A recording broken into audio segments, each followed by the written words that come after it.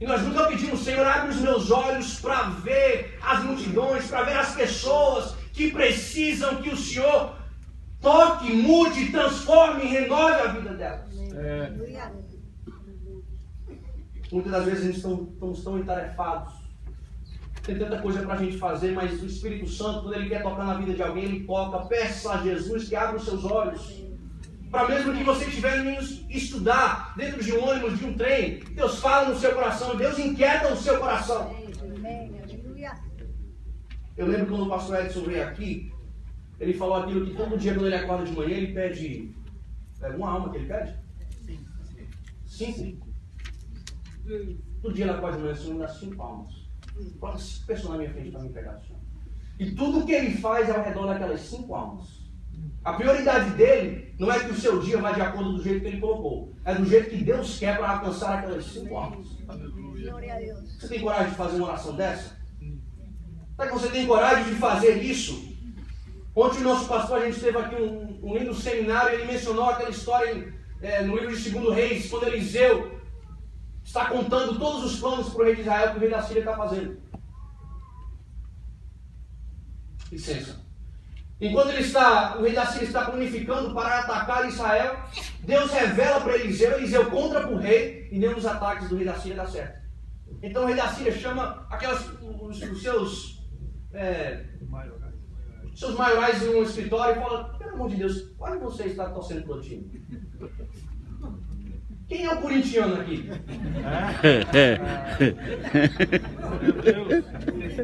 Então ele fala: não é assim, não, senhor. Aqui não tem ninguém contra o senhor, não. É porque lá na terra de Israel tem homem de Deus, e quando o senhor coloca um plano no seu coração, no interior da sua casa, dentro do seu quarto, quando o senhor faz um plano, Deus revela para ele e ele fala para o rei de Israel. Então ele fala: cadê esse homem, pelo amor de Deus? Aí eu penso: rapaz, se você está fazendo um plano e Deus está revelando para ele, você manda um exército para ele, você não acha que Deus vai revelar para ele também? Você está mandando um exército atrás dele?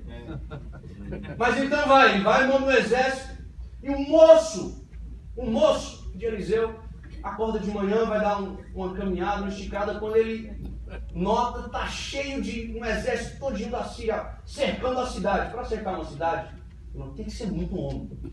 É muita pessoa, é muito soldado. Então ele vai desesperado, perdendo o cabelo, chama Eliseu: olha só, a gente vai morrer hoje. Eliseu, tranquilo, olha, faz uma oração rápida: Senhor, abre os olhos do meu moço para que ele veja. Então os olhos dele são abertos e ele vê nos montes que tem um exército muito maior do que o exército da Síria. Pelo amor de Deus, faça essa oração, deixe Deus abrir os seus olhos para você ver as pessoas que precisam dar uma palavra da sua boca, que Jesus ama ela. Aleluia.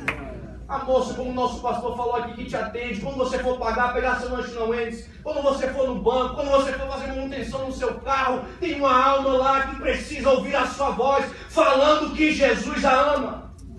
Aleluia. Aleluia.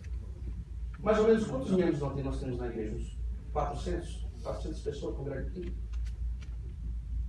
Se você ganhasse uma alma por Jesus, por ano, no próximo ano a gente teria 800 pessoas aqui. Daqui a 4 anos, nós teríamos 6.400 pessoas aqui. Daqui a 7 anos, essa igreja teria 52 mil pessoas.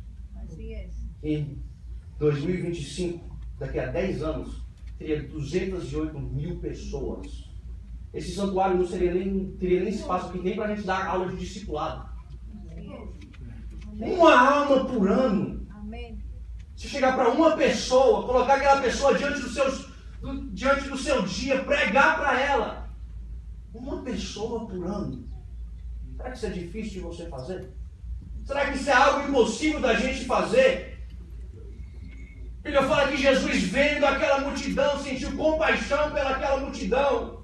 Mas muitas das vezes, em vez de a gente ver a multidão e a necessidade dela, nós olhamos para nós mesmos. Nós enxergamos as dificuldades. Nós enxergamos a luta, a vergonha que nós vamos passar. O que nós vemos é o problema que nós temos de pregar, é a nossa timidez. O que nós vemos é as dificuldades, as barreiras que nos impedem de chegar àquela pessoa. O que nós vemos muitas das vezes é a nossa incapacidade. O que nós vemos é digo, eu não sei falar, eu não sei pregar, eu não sei chegar para uma pessoa. Se você não sabe, escreve um bilhete, não olhe para a sua capacidade, quem capacita é Deus. Se você não sabe falar, se lembre quem fez a boca do homem foi Deus. Se você não sabe pregar, nós também não sabemos. Quando subimos aqui, quem fala é o Espírito Santo. Glória a Deus.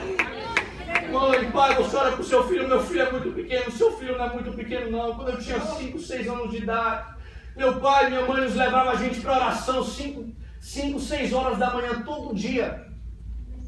A gente levava um lençol, chegava naquele banco, orava 30 segundos, 1 minuto, dormia. Acordava com a cara muito marcada com as traças do banco. A gente ia para a escola dominical de manhã, depois da escola dominical a gente ia para um sítio chamado Igreja do Tambor. Quando a gente chegava na Igreja do Tambor, tinha evangelismo na Igreja do Tambor e nós íamos com jovens evangelizar. Muitas das vezes em terreiro de macumba, muitas das vezes eles tiravam armas em cima da gente, muitas das vezes eles soltavam cachorros em cima da gente. Mas o meu pai, a minha mãe, o nosso pastor, ele tinha um coração como o nosso pastor pelas almas, pela missão. Você deixa seu filho fazer tanta coisa, você deixa sua filha fazer tanta coisa, traga o seu filho na escola dominical, traga o seu filho nos cultos de ensino, deixa o seu filho evangelizar, deixa ele participar das coisas de Deus. Glória a Deus. Era socorro para negar. Glória a Deus. Aleluia, Jesus. John Falcon disse: tenho apenas uma vida para queimar.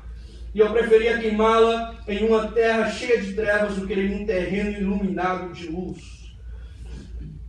Como eu estava pregando para os jovens algumas semanas atrás, ele disse algo que eu não lembro quem falou. Mas ele disse que alguém disse: o que te dá o direito de ouvir o Evangelho 2 vezes, sendo que tem muita gente que não ouviu nenhuma? O que te dá o direito de ouvir o Evangelho pela 2ª vez, sendo que tem tanta gente que não ouviu nem pela primeira? Oh, Deus. Que nos dá o direito de todo mundo estar aqui, passar a semana toda, não convidar uma pessoa? Que nos dá o direito de chegar aqui de mãos vazias diante de Deus? Você acha que Deus quer saber se a gente é tão bonito aqui em cima? Deus quer saber cadê as almas que a gente está trazendo? Cadê o povo que a gente está pregando? Cadê as vidas que estão sendo transformadas pela palavra? Cadê os casamentos que estão sendo restaurados? As pessoas que nós estamos resgatando dos vícios? Aleluia. Glória a Deus. O estudo continua falando: você já viu um casal discutindo por qualquer coisa? Pais e filhos brigando por coisas pequenas? Amigos desentendendo e terminando com anos de uma profunda amizade? Isso tudo é porque não saberem qual é a determinação do pastor para essas situações. Se isso não nos faz ter compaixão, precisamos orar mais. O segundo ponto diz: devemos fazer o que Jesus faz. Olha para o irmão que está ao seu lado, diga para ele: devemos fazer o que Jesus faz. O que Jesus faz então? O versículo 35 diz: e percorria Jesus a todas as cidades e aldeias, ensinando nas sinagogas deles, e pregando o evangelho do reino e curando todas as enfermidades e moléstias entre o povo. Jesus percorria todas as cidades e aldeias. Ele não fazia acepção de cidade e aldeia. Ele não ia apenas para Nova York, Los Angeles e Miami. Nas cidades grandes não tinham pessoas ricas. Deus mandou Jesus e ele ia pregando a todas as aldeias, todas as pessoas, todos os povos. Nós não podemos fazer acepção de pessoas. Nós não podemos pregar apenas para uma pessoa porque ela está de uma forma que nos agrada. Mas precisamos pregar a todas as pessoas. Toda vez que eu falo com o pastor Phil Devotion pelo Western Message no Facebook, sempre ele termina a conversa falando: please pray for. Please pray for. A última vez que a gente falando, ele mandando, a gente pedindo para mim orar pelos egípcios, me contando a situação deles. Nós precisamos ter o coração cheio de compaixão para que a nossa prioridade, mesmo a gente está falando com uma pessoa no Facebook, você lembra, tem uma situação, a gente precisa de homens e mulheres para orar por essa situação. Aleluia.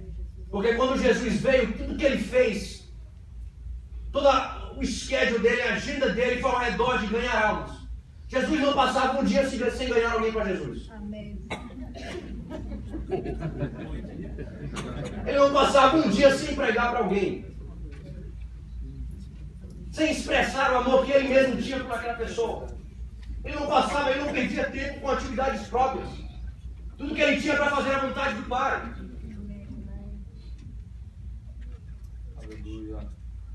Qual é o seu motivo para evangelizar? Ou qual é o seu motivo para não evangelizar? Jesus sempre estava evangelizando. João capítulo 2, onde ele faz o seu próprio milagre, evangeliza. João capítulo 3, quando ele fala que Nicodemos evangeliza. João capítulo 4, a mulher no samaritano, evangelização. João capítulo 5, ele cura um paralítico, evangelização. João capítulo 6, ele faz a multiplicação dos pães e peixes, evangelização. E nós podemos ir porque Jesus, a vida dele era centralizada em ganhar almas. Aleluia. Qual é o seu motivo que você tem ou não tem? Deixa eu fazer uma pergunta para você. Hoje é domingo. A gente passamos a semana que passou agora. Você pregou para alguém? Amém. Não? Por que não? Qual foi o seu motivo para não falar para ninguém sobre Jesus? Qual é o meu motivo para não falar com ninguém sobre Jesus? Eu estava vendo a história de um pastor, o nome dele é Pastor Zapata. Daqui a pouco os meninos vão colocar uma foto dele aqui em cima. Ele é paralítico. Aceitou Jesus com 25 anos de idade. Depois essa enfermidade começou a tomar conta do corpo dele. Ele não tem nenhum sentimento abaixo do seu pescoço. Ele é cego. Aqui você vê uma foto dele. Ele não tem nenhum movimento, nenhum controle sobre o seu corpo. Completamente deformado. Mas aqui, ó, nessa foto, você vê o pastor Zapata pregando. Eles colocam uma cama para ele e ele começa a ministrar todo o culto lá na igreja. Olha o que ele escreveu antes dele morrer, um ano atrás. Uma pessoa que tem um chamado de Deus.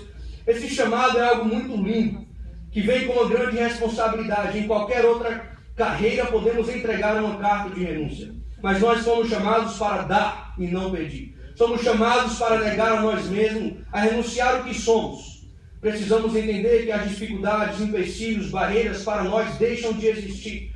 Não fomos chamados para retroceder. As circunstâncias internas ou externas, físicas ou qualquer outra natureza não nos pode deter. Nós precisamos superar. Há 25 anos atrás eu decidi seguir a Cristo e eu lhe disse: Senhor, te seguirei, custe o que me custar. E eu posso estar paralítico, mas a tua palavra não, Deus. Eu posso estar cego, mas a tua palavra não, Deus. Eu não tenho desculpa diante de ti para dizer eu não posso. O paralítico toda semana está pregando a palavra de Deus. Qual é a sua desculpa? Qual é o seu motivo para não pregar? Qual é a desculpa que nós temos para apresentar nenhum visitante, não trazer nenhuma pessoa à casa do Senhor?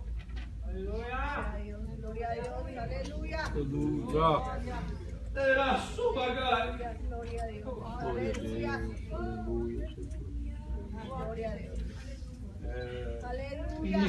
Se você tem uma promessa de Deus para pegar a palavra, não desiste do seu chamado. Não desista da promessa. Se Deus te chamou, falou que você vai ser isso, vai ser aquilo, meu Deus. Não é Deus para falar e se enganar. Se Ele te chamou, Ele te capacita. Se Ele prometeu, Ele vai cumprir. Glória a Deus. Amém. O estudo continua falando, Isaías capítulo 52, versículo 7. Quão suaves são sobre os montes os pés do que anuncia as boas novas, que faz ouvir a paz e anuncia o bem, que faz ouvir a salvação, que diz a Sião: o teu Deus reina. Quem tem compaixão não tem dificuldade alguma para fazer a obra de Deus. Pregar Jesus, curar em nome de Jesus e outras atividades que podemos fazer para a obra de Deus. Essas atividades e esforços se tornam coisas tão pequenas, pois temos compaixão pelos que estão perdidos. Não medimos esforços para anunciar as boas novas, para fazer ouvir a salvação em Cristo Jesus. Próximo ponto, devemos sentir o que Jesus sente. Olha para o irmão que está do seu lado, diga para ele: devemos sentir o que Jesus sente. Devemos sentir o que Jesus sente. Mais uma vez o versículo diz: e vendo Jesus a multidão, teve grande compaixão deles. Teve grande compaixão deles. Uma das maiores características do ministério de Jesus foi compaixão. Ele olhava para alguém que ninguém dava nenhuma atenção e ele sentia compaixão por aquela pessoa.